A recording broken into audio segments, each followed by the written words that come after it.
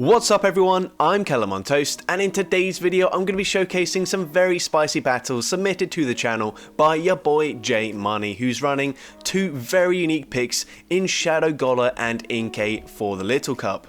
I've not seen anyone else run either of these Pokemon, so I'm excited to see how they perform.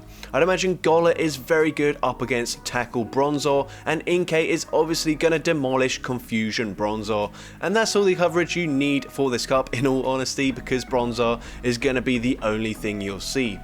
Unfortunately, this video is going to be a bit shorter than usual as this trainer only submitted 7 battles. I believe these were the only battles they did with this team, as he unfortunately ran out of battles for the day, but these battles are still going to be very entertaining. And with that being said, let's get into the question of the day. What has been your favourite Pokemon to use to counter Bronzor in the Little Cup this season? Let me know in the comment section down below, and with that being said, let's get into the battles now.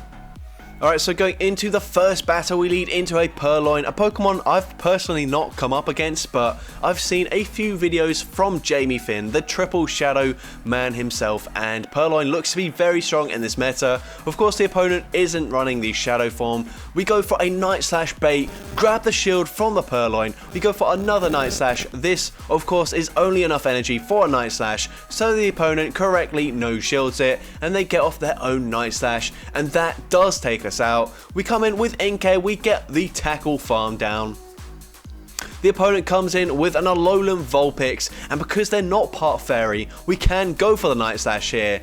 And the opponent now going to go for a charge move of their own. We'll let it go through. It's actually a Dark Pulse that does big damage. We come in with our Shadow Golett. The opponent swaps into Chinchou straight away. Look at the damage from these Mud Slaps. We let the Bubble Beam go through. That still does a decent amount of damage. We're able to farm down the Chinchou and barely farm down the Alolan Vulpix and take that game. What an incredibly close first battle there. Into the next battle, we see Seal in the lead. We both simultaneously swap, and we come in with the Inkay. The opponent comes in with a Fire Fang Darumaka. I've not seen Darumaka in this cup either. I remember the first time we had the Little Cup, this used to be a pretty good counter to Bronzor, but now Bronzor can be XL, and because Tackle is even better, unfortunately, you just don't see Darumaka at all. But we're able to Mudslap farm them down. They got off 3 Fire Fangs and took this Golett nearly into the half health range already. They come back in with Seal. We go for a Shadow Punch, grab the final shield from the opponent. We come in with our Sandshrew. We don't want to get farmed down, because this Seal will permanently debuff us here with the Icy Wind, but we correctly call it, go straight for a Night Slash, and at this point we're going to go for another Night Slash as soon as possible before the Seal gets to another Icy Wind. We take out the Seal, and they've got a Shelmet in the back, so fortunately we do resist the fast move. It is Infestation, it's not going to do much damage. I'm expecting we swap out. No, we don't swap out yet to clear the debuff. We go for a Night Slash, and now we will eventually swap into our Golett, and we have now cleared the debuff. This Gyro Ball, if we make it, will do more damage. Now we shield up the Body Slam. It's a CMP tie for this charge move. Is Gyro Ball enough to take them out? Yes it is, and we take that game. So very nice game there, another incredibly close game. Into the next battle, we see Dino in the lead, where we want to see it. Very nice lead. The opponent swaps into Confusion Bronzor, and we correctly swap into our incredibly hard counter in Inkay. We go for that Night Slash there. We should be able to land one more Night Slash and then just fully farm them down. We're actually going to shield here. They go for a Psyshock bait that's triple resisted. That literally would have given us more health. So I really don't agree with shielding, and you will see here when they do go for another charge move, which is Payback, we do comfortably live there, and these Confusions literally doing 1 damage, we can safely tank it and we don't have to worry about being farmed down. But we do grab both shields in this matchup up against the Bronzor. We go for a Night Slash and we're able to tackle farm down the Bronzor. They come back in with their Dino. We're going to come in with the Sandshrew, go for the Night Slash straight away. It is resisted though, and it doesn't take out the Dino. We swap into our Golett, hoping to snipe them there. We're not able to do so. Crunch takes us out. We come back in with the Sandshrew, and luckily they've got a Shadow Alolan Vulpix in the back. We can go for that Gyro Ball, and Gyro Ball takes out the Vulpix, and we take that game. Into the next battle, we see a Wynaut in the lead, and we're going to swap out as soon as possible. Not a very good lead whatsoever. We're going to go for a Brick Break up against this Dino. The opponent does correctly shield it up, but look at that Mud Slap damage. I know obviously Dragon Breath did just fully farm us down, but Mud Slap is a worse move, and we were slightly lower health to start with. We're going to shield up the Crunch, and they do get a defense drop, which is really unfortunate. We're also not going to be able to swap out of this matchup straight away, so we go for the Night Slash, but it looks like it's a CMP tie with the Wynaut. Unfortunately, we're not able to swap out there. Of course, this is going to be a resisted Mirror Coat. It doesn't do that much damage, but if we caught it onto Inkay, it's triple resisted, and that would have been a lot more comfortable.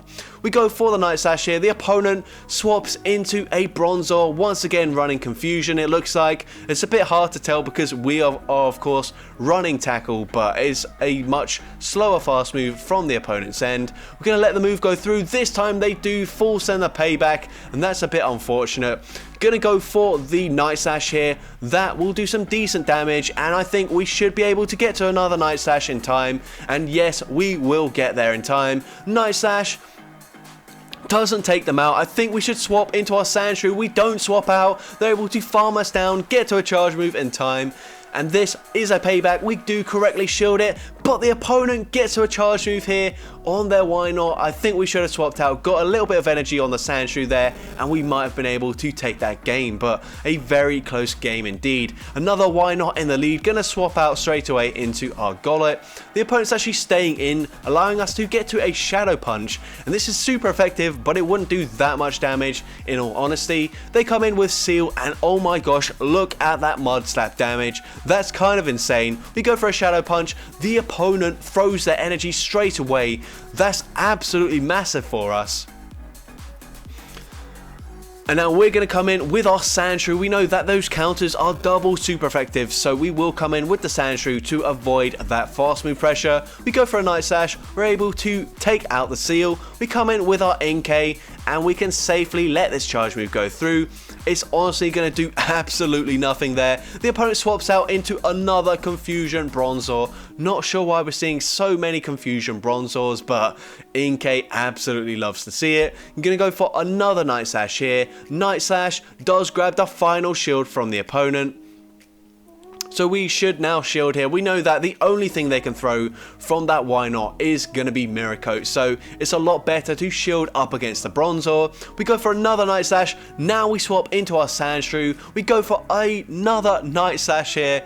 Unfortunately, it doesn't take them out, but we will let this Sandshrew go down here to the payback. Actually, it doesn't quite take us out. They swap back into their Wynaut. We are now going to shield this Mirror Coat. This is actually going to be a lot closer than I thought. We go for a Night Slash here. How much damage does it do? Not enough damage, unfortunately. Can we get to another Night Slash in time? Yes, we can. This will be taking out the Wynaut. And can we farm down the Bronzor? Yes, we can. And we're able to take that game. Into the next game, we see a Dino in the lead, going to stay in initially, but the opponent's going to swap out. They swap into Ducklet. This is also a really good matchup for the Sandshrew, so we're just going to go straight for that Night Slash, and we will let this Bubble Beam go through. This is not going to do that much damage, and we will just stay in this matchup here, go for another Night Slash up against the Ducklet. And we do see that Night Slash does go through. The opponent over farming, allowing us to get to a third Night Slash. And now they are forced to double shield. Now we are going to shield in this matchup. They go for another Bubble Beam. Now we swap into our Inkay.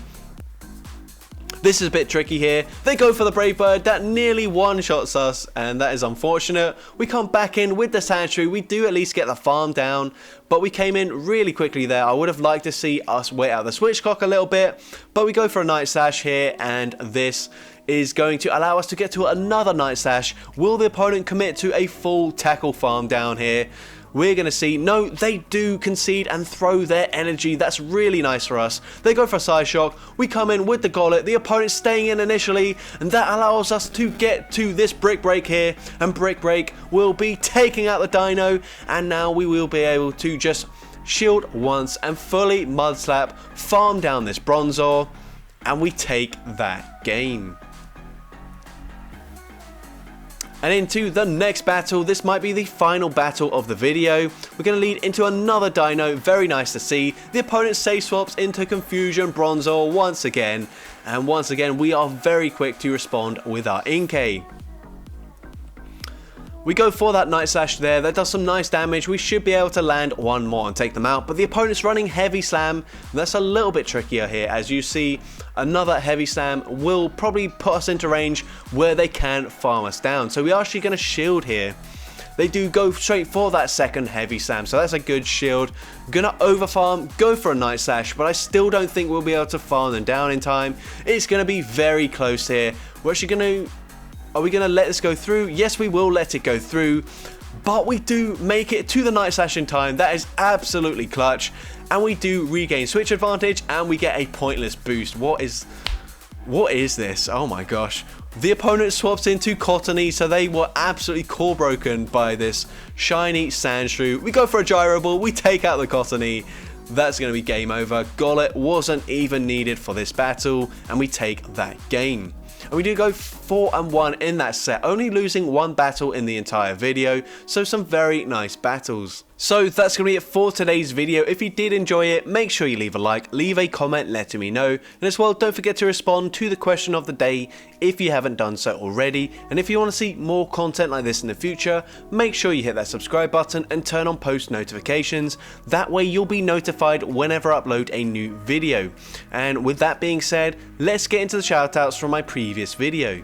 So firstly, we've got Chiron C, who says guaranteed catch for in-person raids, and I really like this idea because it makes it a lot more incentivizing to go out and raid in person if you know you're guaranteed to catch that legendary Pokemon. Next we got Valor 9x7 and the real Mr. Andrew, who basically said the same thing, which is higher shiny chances for in-person raids, 1 in 15 instead of 1 in 20, or make the IV floor 11-11-11 instead of 10-10-10. I really like both of these ideas. When you think about what people actually raid for, they're raiding either for shinies or for good IV. So if we increase the odds of both of those things, or at least one of them, then that's going to be a much bigger incentive for people to raid in person, because we can increase the items all we want, but at the end of the day, the reason why we're raiding is because of the Pokemon we're catching and whether it's shiny or whether it's got good IV. So I think both of these ideas are really good. And as for my opinion, I'm going to go with one a few other people said, but just guaranteed rare candy XL from in-person raids. It doesn't have to be a legendary raid, it could be a tier 1 raid.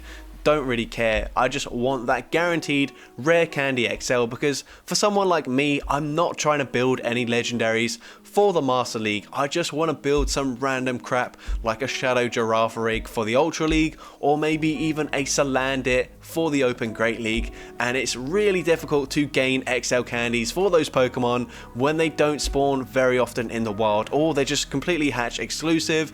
So I would like a much easier way to obtain rare candy XL.